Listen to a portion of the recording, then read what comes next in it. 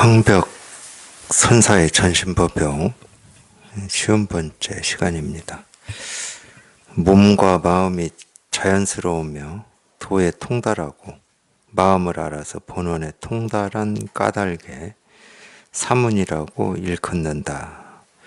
이 사문이라고 하는 거는 이 출가 수행자를 이제 사문이라고 그러는데 아마 이게 음차한 말일 겁니다. 사문이라고 하는 거 한자로 음차한 이 얘기일 거예요. 이 사문이다. 이 출가 수행자인데 물론 이제 우리가 모습으로 출가 수행자라고 알 수 있는 면도 있죠. 모습으로 예를 들어서 머리를 깎고 승복을 입고 이거 모습으로는 그러는데 우리가 이 출가라고 하는 거는 달리 얘기하면 자기가 살고 있는 익숙한 곳으로부터 벗어나는 겁니다. 근데 벗어나긴 벗어나는데 그러면 벗어난 곳이 어떤 곳이냐? 그건 우리가 알 수가 없죠. 일단 익숙한 곳에서 벗어나는 겁니다.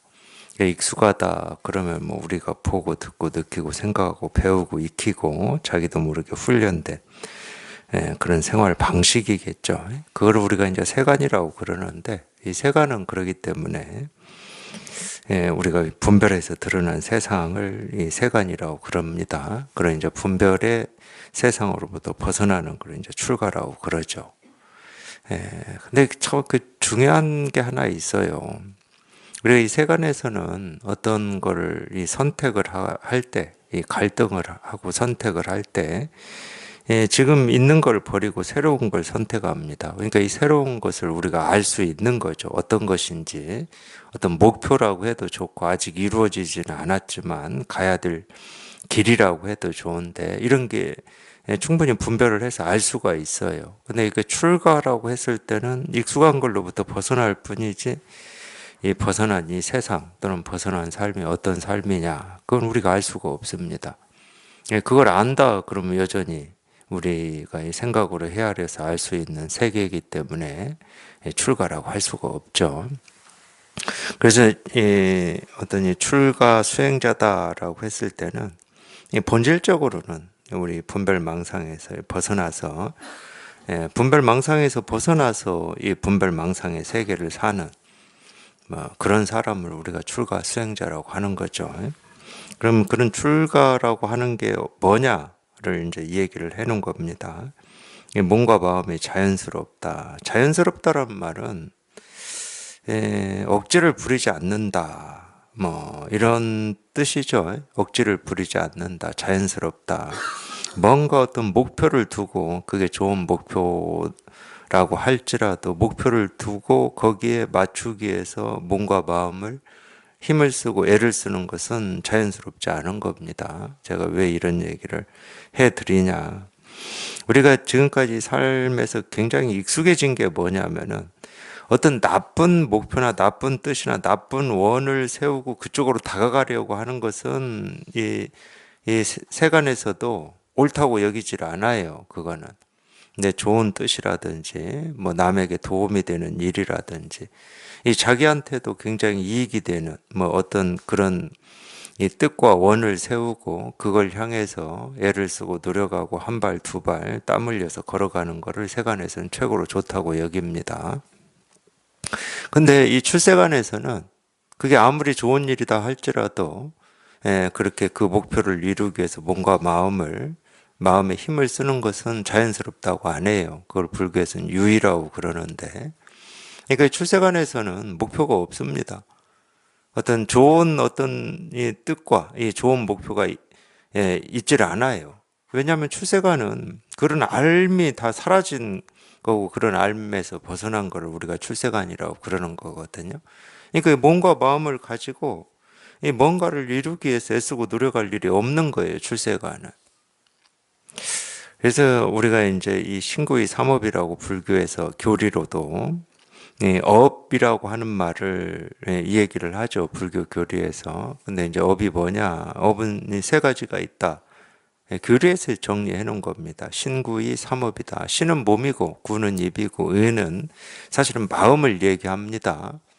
그러니까 몸과 입이라고 하는 것은 뭐 하나로 몸이죠. 근데 어떤 뜻을 가지고 좋은 뜻, 더 발전적인 뜻을 가지고 애쓰는 걸 이제 마음이라고 그러는 건데 이게 똑같은 말이에요. 이 신구의 삼업이라고 하는 것은 몸과 마음을 가지고 어떤 걸 이루기 위해서 애쓰고 노력하는 거를 업이라고 그러는 거죠. 그러면 이 업이라고 하는 건 뭐냐? 우리가 업이라는 말을 쓸 때는 업장이라고 하죠. 이 장은 장애라는 뜻입니다. 뭐에 장애가 되는 업이냐? 우리 이 말이에요. 몸과 마음이 자연스러운 거에 장애가 되는 업이다 이 말이에요. 몸과 마음이 자연스러운 게 이 깨달음의 세상이고 깨달음의 세계고 그게 부처거든. 쓸 게 없으니까. 더 나은 내일을 위해서 오늘을 희생하고 오늘 노력하고 애를 쓰고 이런 게 없어요. 왜 없냐? 지금 당장이 전부기 때문에. 지금 당장이 전부고 여기에서 뭔가를 바꾼다라고 하는 이런 생각이 없어요. 네, 그거를 이제 이 석가모니 부처님께서는 지족이라는 표현으로 쓰셨는데 족함을 안다. 그냥 늘 보고 듣고 느끼고 경험하는 이 하나하나 순간순간이 뭐 불만족이 없어, 불만족이. 만족이 있다는 말은 이 만족이라는 어떤 느낌이라든지 감정이라든지 생각 뭐 이거를 뜻할 가능성이 많으니까 만족이 있다 이런 말을 조금 안 쓴다 그러면 불만족이 없다는 얘기입니다. 불만족이 없으면 어떻게 되냐? 더 나은 거를 내가 느껴보고 싶다거나 바라고 싶다거나 더 나은 걸 위해서 내가 애를 쓰고 싶다거나 이런 생각이 없어요. 지금이 불만족이 없는데 그러니까 더 나은 내일을 위해서 힘을 쓰고 노력을 하고 공부를 한다라고 하는 거는 지금이 불만족스럽다는 겁니다. 더 쉽게 얘기하면 희한하죠. 네, 수요일 준법회에서도 그런 질문이 있었는데 하여튼 자기 스스로는 이 도라고 하는 게 어떤 건지를 이렇게 궁금해 해서 이 공부를 시작했지 뭐 현실의 어떤 삶이 힘들고 고통스럽고 번뇌가 많아서 공부를 시작한 게 아니다 뭐 이런 질문을 하신 도반이 계셨는데 똑같은 말입니다. 지적인 호기심이라고 하는 게 굉장히 순수한 것 같지만 그렇지 않아요. 지금이 만족스러우면 호기심이 없어요. 자기가 이거는 깨달아서 하여튼 여기 익숙해져 보면은 이걸 100% 실감하고 경험하실 겁니다. 뭔가 불만족스러운 게 있으니까 우리가 이 생각을 가지고 헤아려서 이건 어떤 건가, 어떻게 하면은 더 나아질 수 있는가 이런 생각을 하는 거거든.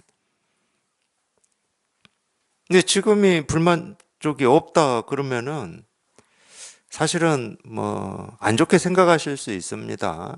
지금까지 어떤 세상을 살아온 경험이나 방식, 익숙함으로 들어보시면 굉장히 안 좋을 수가 있어요. 지금이 불만족스러움이 없다 그럼 발전이라는 생각이 머릿속에 없습니다. 성장 이런 게 없어요.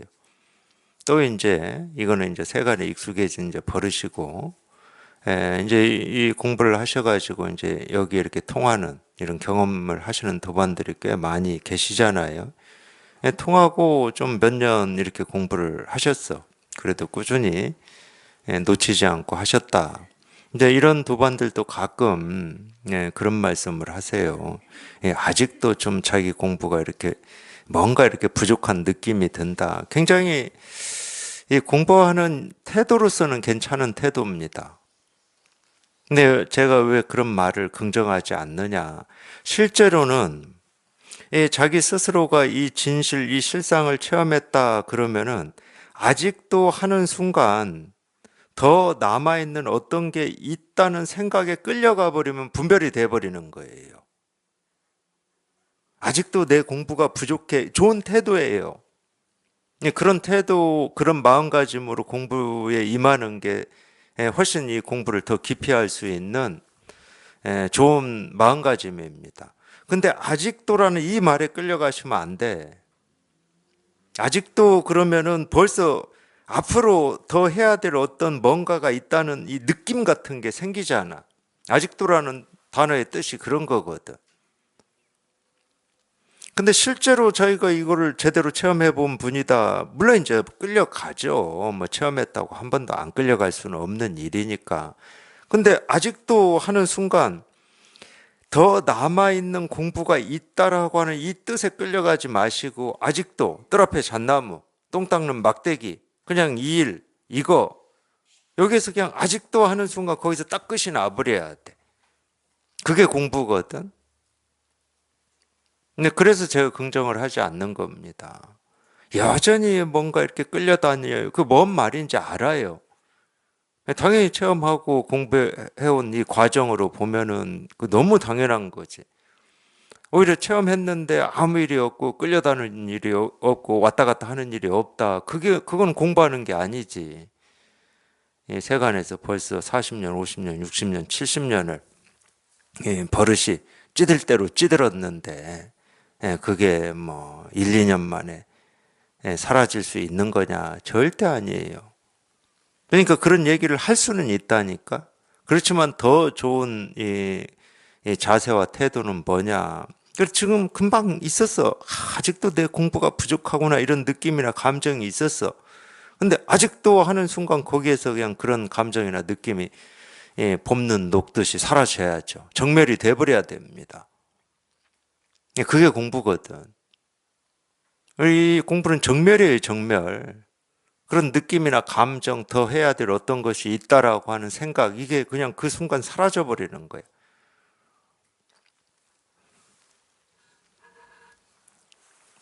근데 사라지고 나면은 뭐 더 하기 위해서 애쓰고 노력하고 몸과 마음을 가지고 어찌 해보려고 하는 이게 없어져 버리기 때문에 그냥 저절로 자연스러운 겁니다.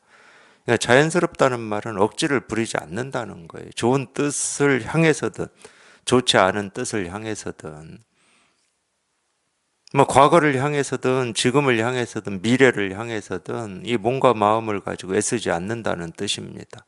그럼 저절로 자연스럽고 그거는 이제 우리가 이 안심된다고도 표현하고 이 자연스럽다는 말을 안심이 된다, 안심이 인명이다 뭐 이런 식으로도 표현을 하고 있고요. 할 일이 없다, 뭐 무사인이다, 뭐 이런 식으로도 표현을 하고 있습니다. 뭐 당연히 무이다, 뭐 당연한 표현이고요. 그래서 몸과 마음이 자연스러우며 도에 통달하고 마음을 알아서 본원에 통달한 까닭에 이 사문이라고 일컫는다.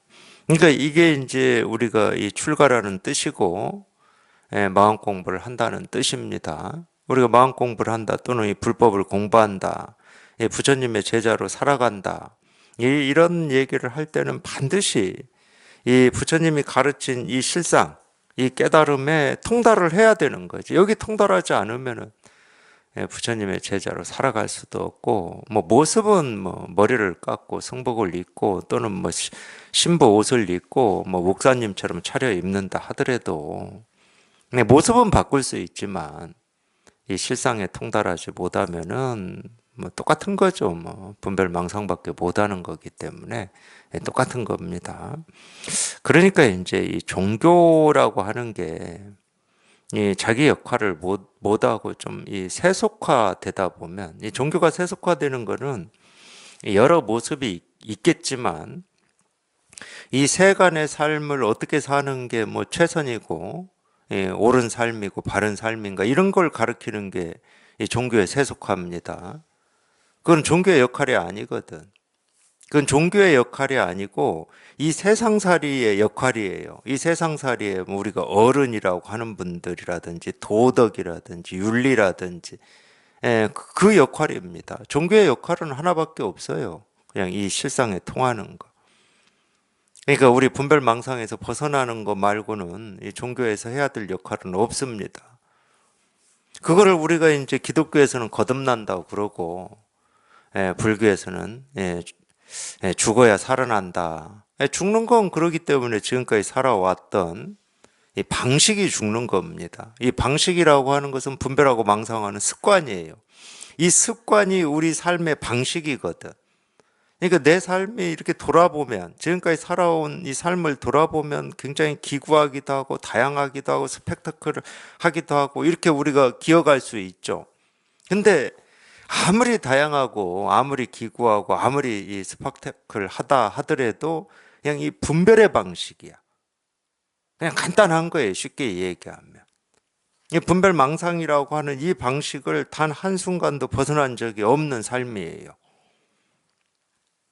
그래서 그런 삶이 죽고 이제 이 새로운 삶이 이제 열린다는 건데, 근데 이 새로운 삶은 어떤 게 새로운 삶이냐라고 정해져 있질 않아요. 정해져 있으면 아마 우리가 좀 그게 이제 새로운 삶이 될 수는 없지만, 정해져 있으면 새로운 삶이 될 수가 없습니다. 정해져 있다 그러면 이미 사람들이 그 길을 걸었겠죠. 인류가 지금까지 이 지구상에 태어나가지고 얼마나 많은 다양한 길을 걸었습니까? 심지어 에베레스트산 꼭대기도 올라갔습니다. 우리가 상상하지 못하는 방식으로 어떤 이 삶의 이 형태 모양을 걸어왔어요, 인류가. 그러면은 그거는 이 새로운 방식이 될 수가 없습니다. 이거를 우리가 이제 깨달음의 삶이라고도 하고 도라고도 하고 부처라고도 하고 실상이라고도 하는데, 분명히 없는 건 아니야. 이 깨달음의 삶이 없는 건 아니에요. 분별에서 벗어난 삶이 없는 건 아니야. 이전의 삶이 죽고 새로운 삶이라고 하는 이게 없는 건 아니야. 있긴 있는데 이게 어떤 삶이라고 정의를 할 수가 없고 말로 표현할 수가 없고 그림을 그릴 수가 없는 거예요. 있긴 있는데.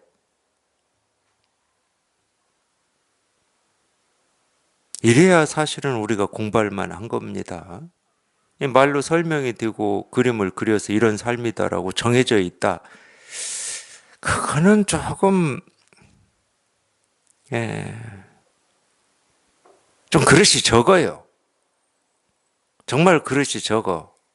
우리 뭐 이 간장 그릇이나 밥그릇만 밖에 안 해요. 이미 정해져 버렸으니까. 근데 이 그릇은 우리가 이 깨달음의 삶이라고 하고 도옥, 실상, 부처라고 하는 우리 본래 마음이라고 하는 이 그릇은 정해져 있지 않기 때문에 큰 거예요. 그래서 가장자리가 없어요. 경계가 없어. 그러니까 커도 어마어마하게 크지. 어마어마하게 커. 근데 이 끝이 없는 크기야. 그러니까 광대하지.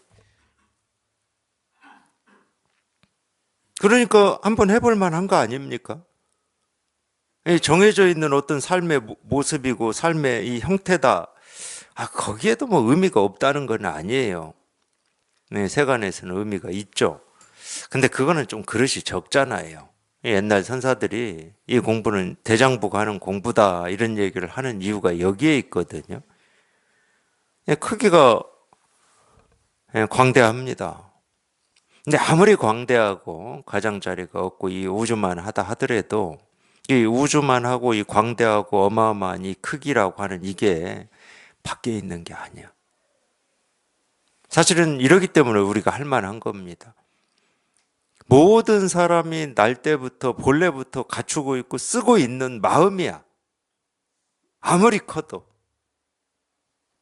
크기를 잴 수가 없고 헤아릴 수 없을 만큼 크다 하더라도 우리 각자가 다 갖추고 있고 쓰고 있는 마음이야. 그러니까 할 만한 거지. 이게 밖에 있는 거라면 우리는 어찌 못합니다. 크기를 잴 수가 있어야지.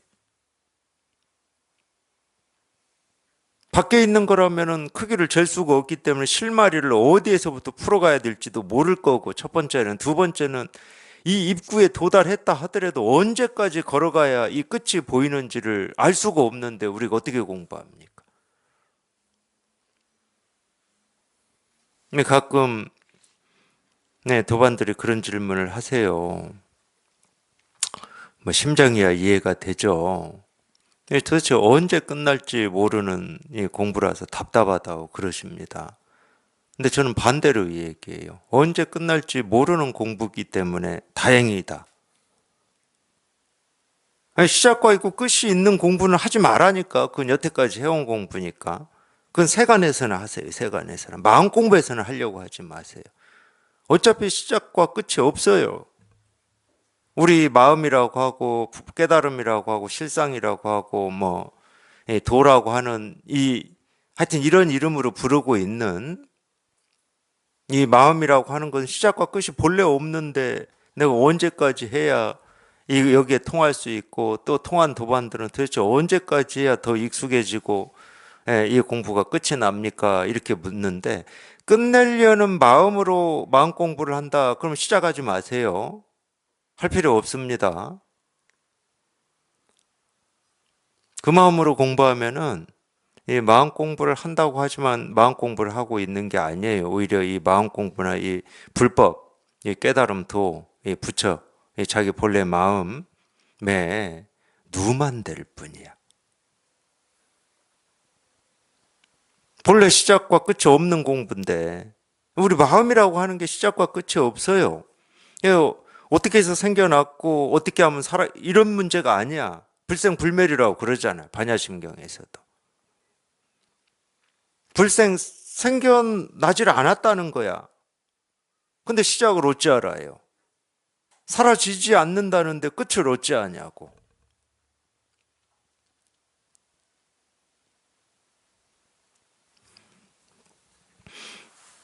아무리 제가 이렇게 얘기를 한들 또는 불생불멸이라고 한들 그 마음이라고 하는 거는 우리 모두가 다 갖추고 있고 쓰고 있는 마음이야. 제가 자기가 부정을 하고 뭐 답답하다고 하고 이게 언제 끝나냐고 하고 뭐 그런 의문을 가진다고 해도 아무리 자기가 몸부림을 치고 벗어나려고 뭐 발버둥을 친다 하더라도 자기 스스로 다 가지고 있는 그 마음이라니까. 자기만 힘들게 발버둥을 치고 몸부림을 치는 거예요. 그냥 지금 당장 그 마음인데 당장 그 마음이에요. 자기가 지금 쓰고 있는 그 마음이 깨달은 마음이고 무상정등각이지 그걸 떠나서 따로 무상정등각을 찾는다. 그런 무상정등각은 없습니다. 내가 알지 못하는 무상정등각이 어디 세상에 따로 숨겨져 있느냐. 그런 일은 없어요. 한 번도 감춰진 적도 없고 사라진 적이 없어요. 한 번도. 감추고자 하는 뜻이 없거든. 물론 자기를 내세우고자 하는 뜻도 없습니다. 이 깨달음이다, 도다, 실상이다, 우리 본래 마음이다라고 하는 것은 자기를 내세우고자 하는 뜻도 없고 감추고자 하는 뜻은 없지만 그냥 저절로 이렇게 다 드러나 있어요. 저절로 명백한 겁니다. 내가 이해가 되고 납득이 되고 알아야 명백해지고 내가 알지 못하면 깜깜해지는 이런 게 아니에요. 내가 알든 모르든 내가 이해를 하든 못하든 깨달았든 못 깨달았든 부처든 중생이든 옳든 그르든 어제든 오늘이든 내일이든 그냥 이 진실이라고 하는 것은 늘 우리가 보고 듣고 느끼고 경험되는 모습 소리 그냥 다 100% 드러나 있는 거예요.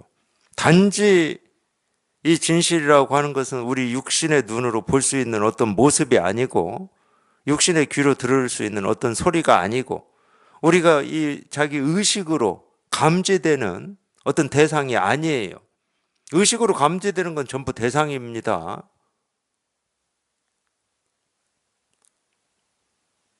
이 점이 조금 뭐 어렵다고 느낄 수는 있는데 왜 그 이 점이 조금 어렵다고 느낄 수 있냐?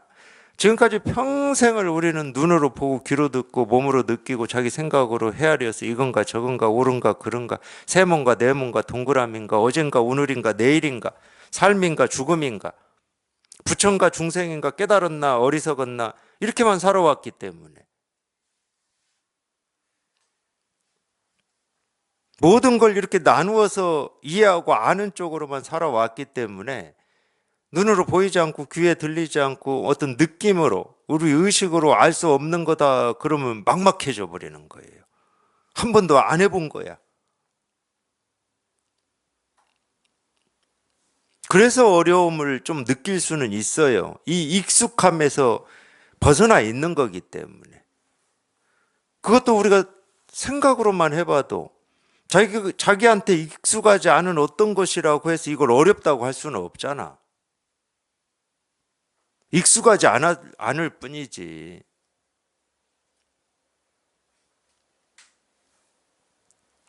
실제로는 어려운 게 아무것도 없어요. 자기 보고 이거를 알기 위해서 뭐 어떤 노력을 하라고 하는 것도 아니고 뭐 초등학교 입학해서 중학교, 고등학교, 대학을 다녀야 된다라고 하는 것도 아니고 그냥 지금 당장 누구나 다 이거 하나 쓰고 있고 뭐 그냥 전부 이 일이야. 자기가 분별망상한다라고 하는데 자기는 분별망상한다고 하지. 자기가 분별망상하는 그 하나하나도 전부 이 일이거든. 이거를 벗어나 있질 않아. 우리가 보는 뭐 나무, 지금 뭐 파릇파릇한 이 나뭇잎, 뭐 산, 푸른 하늘, 뜨거운 햇볕 하나하나가 그냥 이거를 다 드러내고 있는데 우리가 여기에서 어떻게 벗어나? 한 발자국도 벗어날 수도 없고 오히려 벗어나야지 하고 한 발자국 내딛는 거기에도 그냥 이게 이렇게 다 생생하게 드러나 있는데 어떻게 할 수 있냐고. 그러니까 어떤 면에서는 발바닥에 다 갖춰져 있다 이렇게 표현하고 싶을 때도 있어요. 자기는 여기에 다가가려고 발걸음으로 옮기거나 나 이거 못하겠어 하고 뭐 여기에서 벗어나려고 발걸음을 옮길 거 아니에요. 근데 발바닥에 갖춰져 있어가지고 어딜 가나 어떤 뜻으로 발걸음으로 움직이나 옳다는 뜻이든 그러다는 뜻이든 힘들다는 뜻이든 좋다는 뜻이든 그냥 이 발걸음으로 옮기는 그 한 순간순간 한 발자국마다 이게 다 드러나 있기 때문에 자기로서는 어찌할 수 있는 게 아니에요. 그러니까 발바닥에 갖춰져 있다. 더 얘기하면은 자기가 숨을 쉬는지 내쉬는지도 모르고 우리가 숨을 쉬고 살잖아요. 잘 때도 쉬고 살잖아. 눈 떠서 움직일 때도 말할 것도 없고 오히려 숨을 들이쉬고 내쉬는데 이게 다 갖춰져 있다 이렇게 얘기할 수도 있다니까. 그러니까 어찌 할 수가 없는 거야 자기로서는.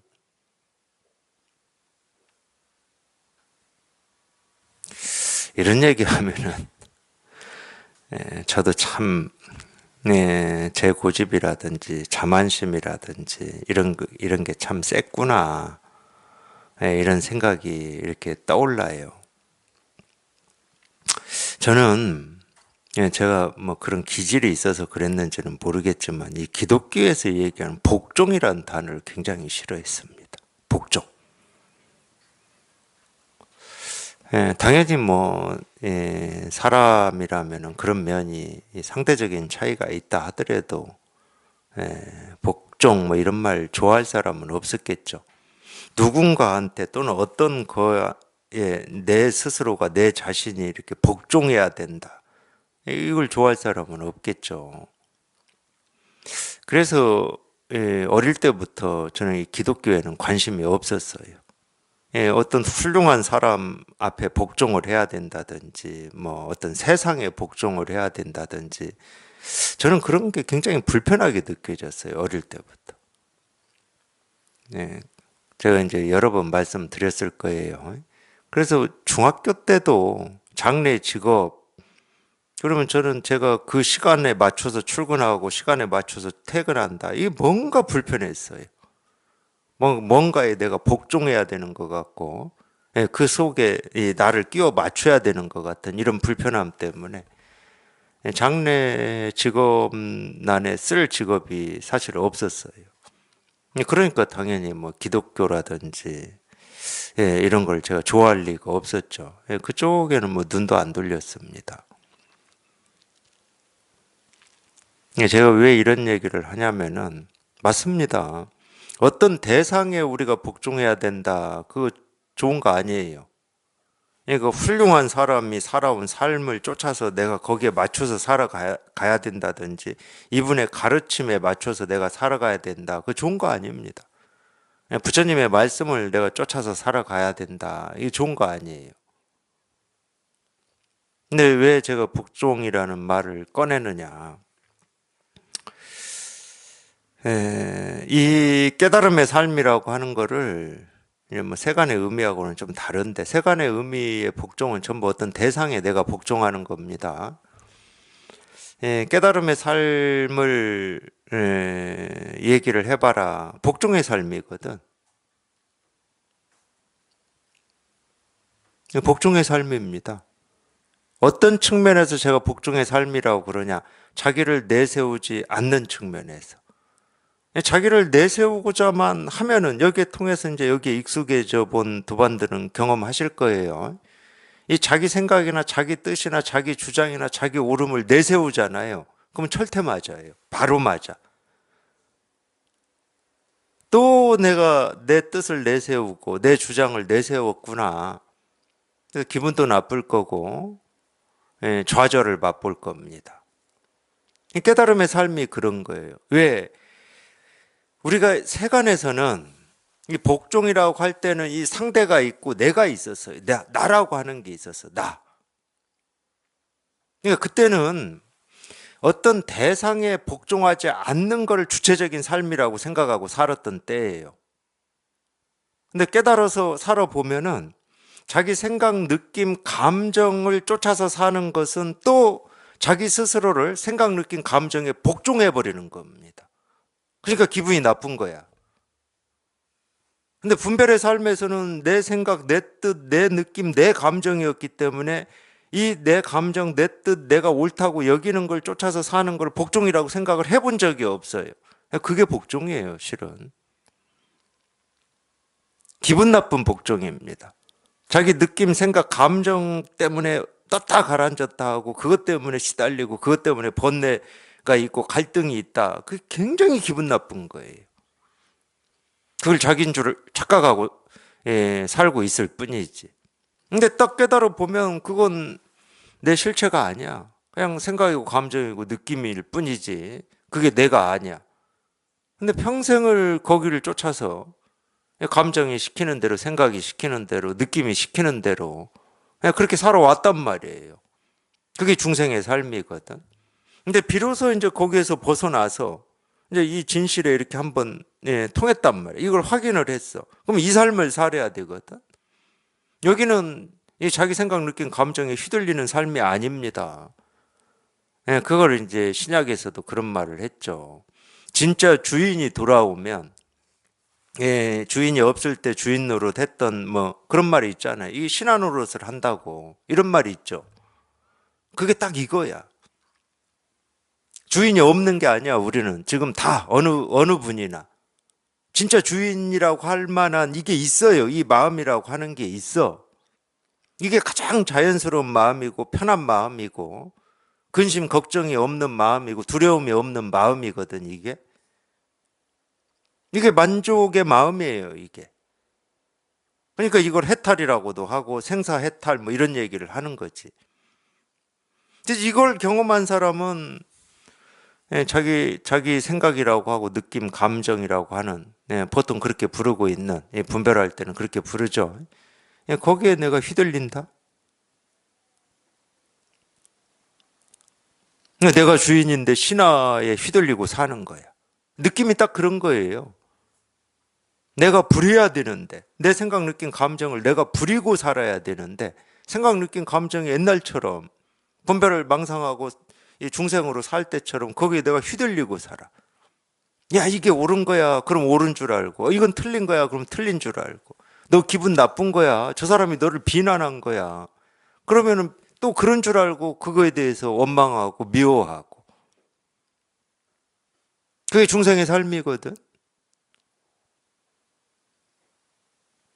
그러니까 주인 노릇을 못하고 있는 거예요. 그러니까 비로소 저희가 여기에 통해서 이 주인 노릇을 이제 감당할 어떤 그런 이 계기 또는 입학 이걸 했다 그러면은 이게 주인이 돼야 되거든. 지금까지 주인 노릇을 했던 생각, 느낌, 감정은 그게 진짜 주인이 아니었어. 그건 내가 필요할 때 쓰는 거예요. 필요할 때. 생각, 느낌, 감정은 내가 필요할 때 쓰는 거야. 얘들이 필요할 때 내가 그걸 쫓아다니는 게 아니고. 그러니까 예를 들어서 나 뭔가 지금 오늘 부족해. 그럼 이 생각을 우리가 쫓아가잖아. 그래? 부족해? 그럼 이걸 채워야지. 그래서 뭔가 마음 그냥 열심히 해가지고 그거 채우려고 애쓰고 노력하잖아. 발부동을 치잖아. 그럼 누가 주인이고 누가 하인입니까?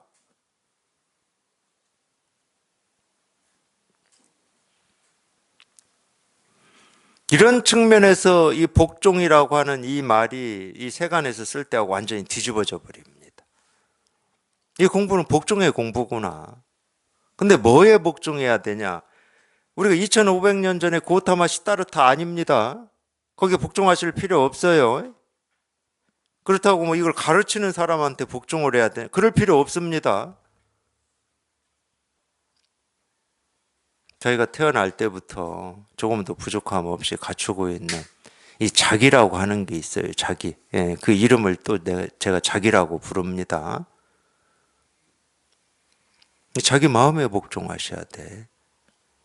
그래야 자기가 예, 생각, 느낌, 감정에 휘둘리지 않고 예, 그것 때문에 갈등하고 번뇌하고 이러지 않고 가장 자연스럽게 예, 살아갈 수가 있는 거예요. 그 복종하는 겁니다. 처음에 뭐 기독교나 불교에서도 이 믿음이라든지 복종을 얘기할 때 이렇게 얘기하지 않았을까요? 그래도 종교인데 이 진리를 가르치고 이 진리를 얘기하는 종교인데 처음에는 그렇게 얘기했을 겁니다. 근데 이 얘기가 우리가 이렇게 공감이 되고 실감이 되고 자기 삶이 되려면 자기가 무조건 이 실상에 통해야 되는 거야. 통해서 여기에 익숙해져야 그게 공감이 되고 실감이 되는데 이 진실의 진리에 통해보지 못했다. 그러면 당연히 그런 말을 우리가 생각으로 헤아리죠. 이해하는 거지, 이해. 그러니까 예수님을 믿어야 된다. 하느님 앞에 복종해야 된다. 이렇게 돼버린 거예요. 그건 어떤 대상을 만들어가지고 대상에 복종하라고 이 사람을 더 어리석게 몰아넣는 거예요. 불교도 마찬가지입니다. 부처님의 가르침을 그렇게 얘기한다. 그러면 사람을 어리석게 만드는 겁니다.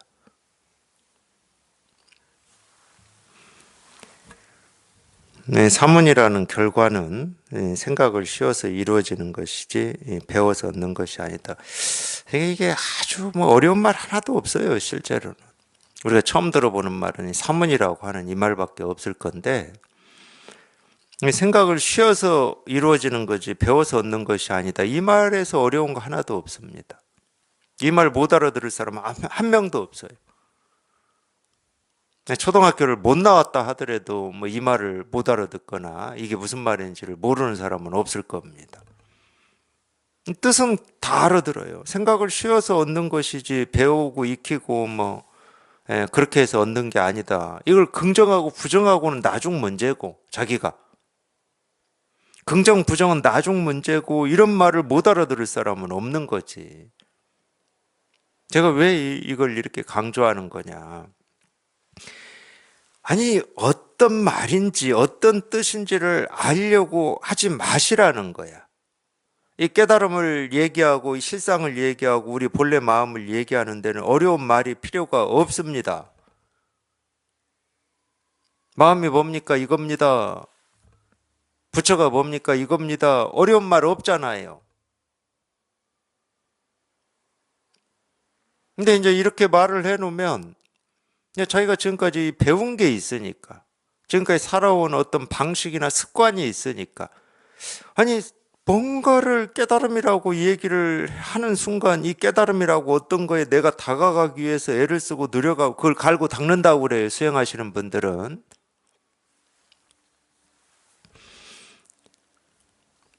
물론 이제 갈고 닦는다는 표현이 이 세속에서도 좋은 좀 이익되는 뜻이죠. 좋은 뜻이죠.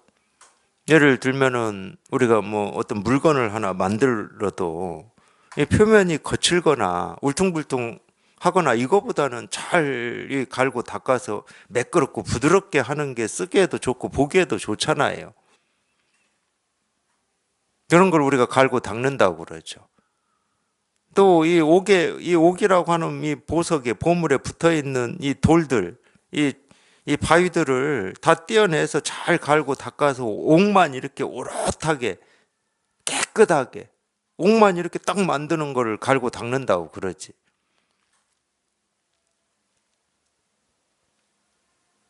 또 우리가 이 방을 청소하면은 당연히 이 걸레가 더러워질 거 아니에요. 그럼 그걸 깨끗이 이렇게 빠는 걸 우리가 갈고 닦는다고 그러지.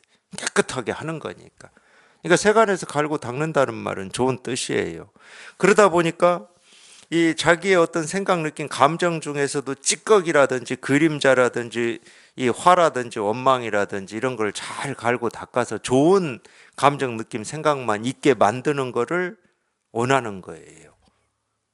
근데 이건 어떤 치명적인 오류가 있느냐? 우리 마음이라고 하는 거를 대상이 될 수 있다고 생각하는 치명적인 오류가 있어요.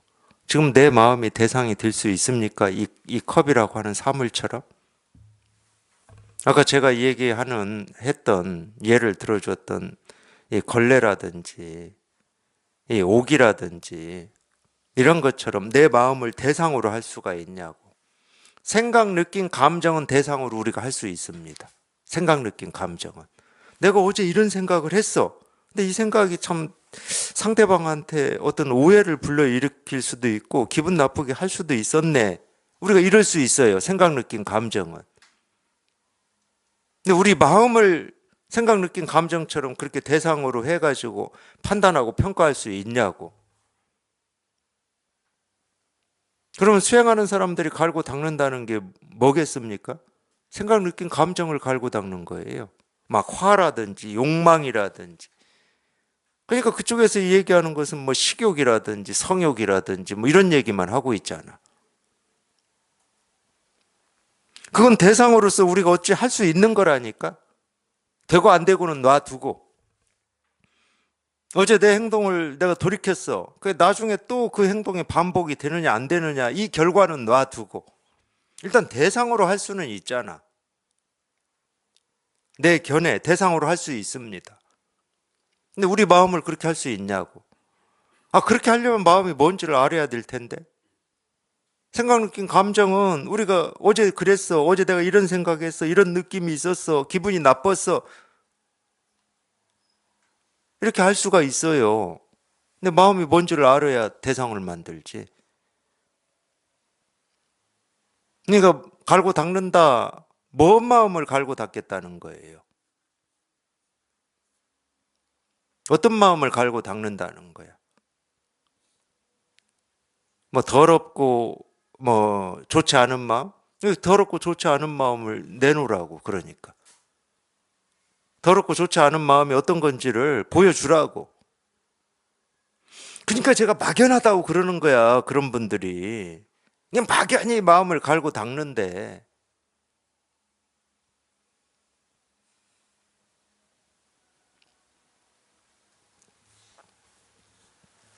그런 치명적인 오류가 있어요.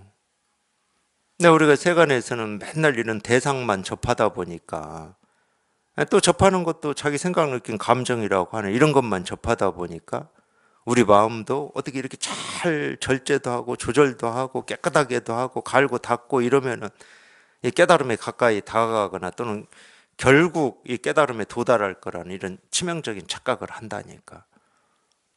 전제가 잘못됐습니다. 그건 우리가 어떻게 대상으로 할 수 있는, 대상으로 할 수 있다는 말은 분별이 된다는 말이에요. 내 생각으로 내 알므로 분별이 된다는 말이에요. 아, 그렇게 내 생각으로 내 알므로 할 수 있는 그걸 벗어나는 걸 우리가 출세관이라고 그러고 깨달음이라고 하고 우리 본래 마음이라고 하는 건데 계속 이 분별이라고 하는 틀 내에서만 뭔가를 갈고 닦는다고 그러고 깨달음에 다가간다고 하고 이러니까 그게 되겠습니까? 그래서 제가 수행으로는 못 깨닫는다고 그러는 거예요.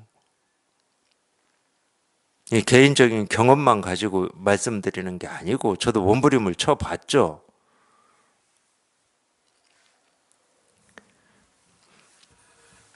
어느 누구도 우리 마음이라고 하는 게 어떤 거다라고 이렇게 대상으로서 정의를 내릴 수가 없어요. 왜? 마음은 그 자체니까. 그래서 이 우리 깨달음이나 도나 이 본래 마음을 이 깨달은 분들이 동양이나 서양이나 옛날이나 지금이나 똑같이 표현하는 것들을 한번 들어보세요. 주객이 사라졌다. 주객이 없다는 거예요. 이 주객이 없다는 말은 대상이 없다는 거잖아. 이런 말을 수도 없이 하지만 이런 말을 자기식대로 알아들어요, 전부.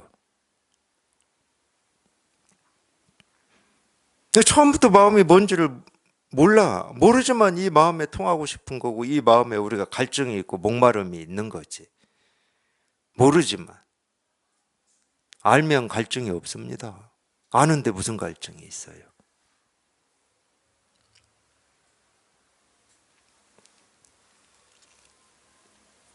근데 지금까지 살아오면서 이 모르는 걸, 이 알고자 하고 모르는 걸 이런 거다라고 정의 내리고자 하는 이게 버릇이 돼가지고, 자기도 모르게 깨달음이라고 하는 걸 대상화시켜버려. 어떤 것이다. 목표로 만들어버린다고. 깨달음은 목표가 아닙니다. 계속 말씀드리지만, 아직도라는 이런 말이 필요하지 않는 거예요, 깨달음. 그냥 지금 당장 뭘 보든 뭘 듣든 뭘 경험하시든 뭘 생각하든 거기에 자기가 찾고 구하고 얻고자 하는 이 진실, 이 실상, 이 깨달음도 우리 본래 마음이 조금도 부족함 없이 그냥 고스란히 그런데도 너무 조용하게 드러나 있어요. 이거 어떤 때는 밤새 내리는 눈과 같아요. 밤에 눈이 소복이 내리지만 소리는 없거든. 그러니까 이 귀로 눈이 내렸는지 내리지 않았는지는 몰라요. 아침에 새벽에 일어나서 눈 떠가지고 방문을 딱 열어보면은 밤새 소리 없이 내린 눈이 이렇게 쌓여 있듯이 그런 거하고 비슷하다니까. 근데 소리만 없는 게 아니야. 우리 마음은. 이 눈이야 소리 없이 내려서 이렇게 쌓이는 어떤 물체라도 있는데 모습이죠. 물체라고 하는 걸 모습을 얘기하는 겁니다. 우리 마음은 소리도 없고 모습도 없어.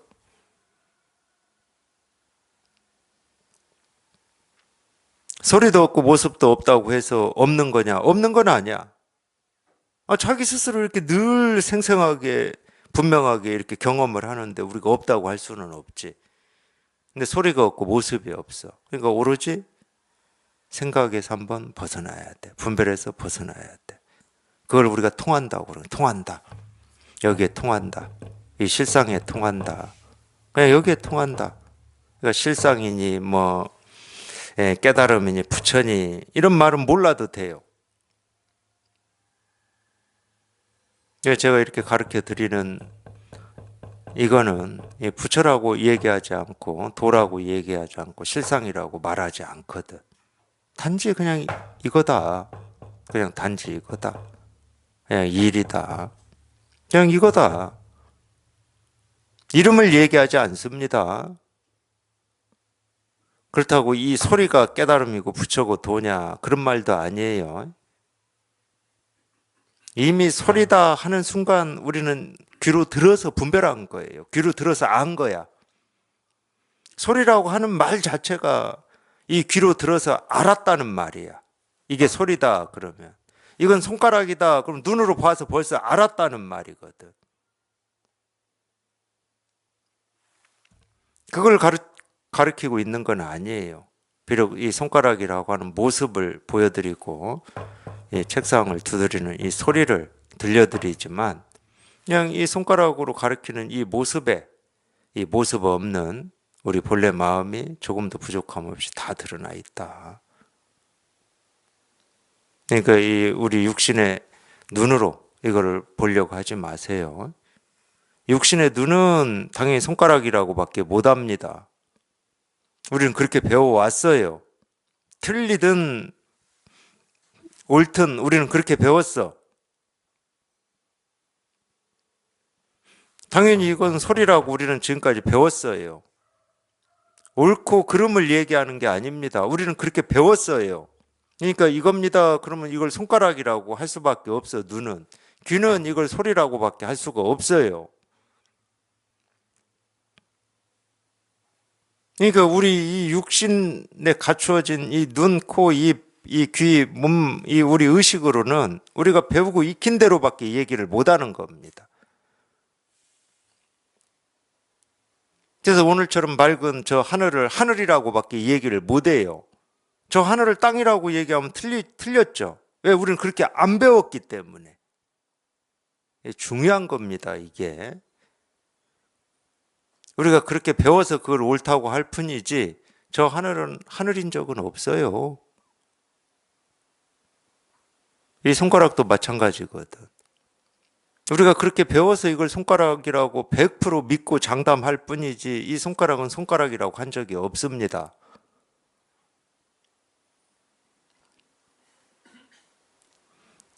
그럼 뭐냐?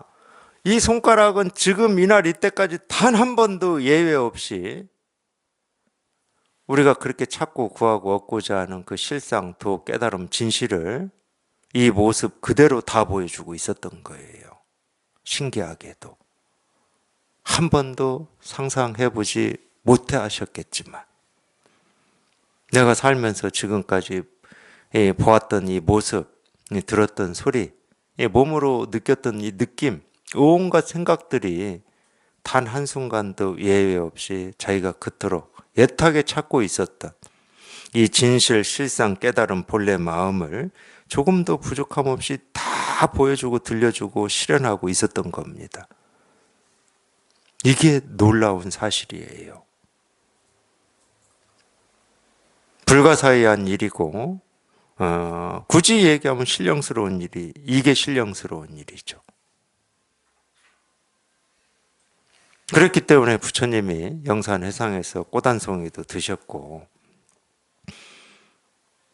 돌무더기에 절도 하셨고, 그냥 그 하나하나가 그토록 찾고 있는 이 진실을 있는 그대로 조금도 부족함 없이 털끝만큼도 감춤 없이 다 드러내고 있기 때문에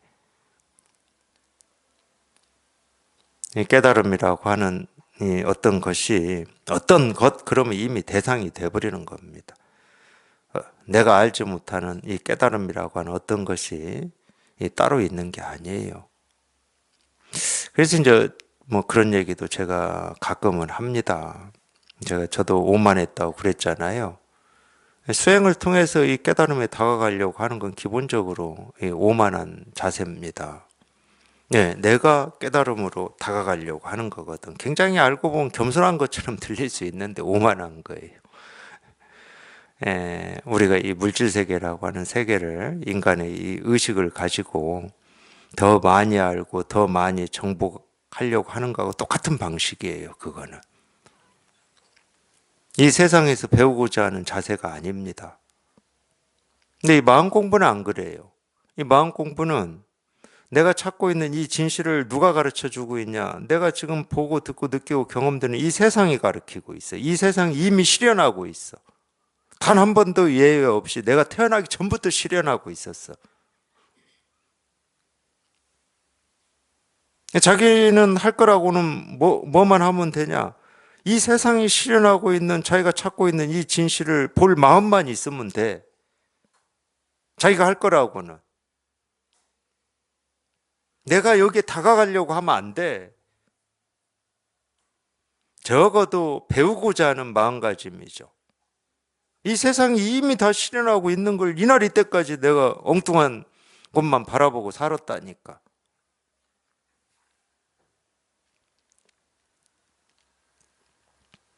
자기가 실현하는 게 아닙니다. 자기가 깨달음을 얻는 것도 아니고 깨달음에 다가가는 것도 아니에요. 산 꼭대기를 내가 걸어서 딱 발로 밟고 그 희열을 느끼는 이런 게 아니라고 마음 공부는.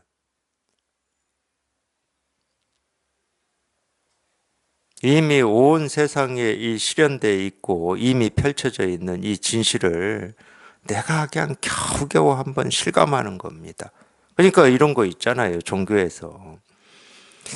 어떤 이 종교의 가르침을 우리가 체득을 해가지고 이 체득한 이 가르침을 가지고 이 세상을 좀 어떻게 좀 사람들한테 좀 알려가지고 좀 뭐 세상을 좀 평화롭게 한다든가 뭐 이런 얘기 많이 하잖아요. 그런 분들이 들으면 뭐 저희 오가겠지만 저는 대표적으로 그런 게 인간의 오만함이라고 보는 사람이에요.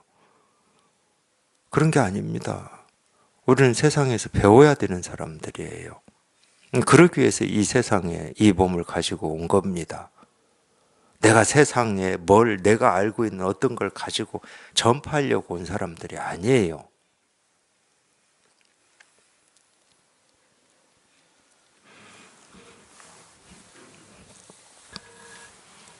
그래서 이런 얘기를 하는 겁니다.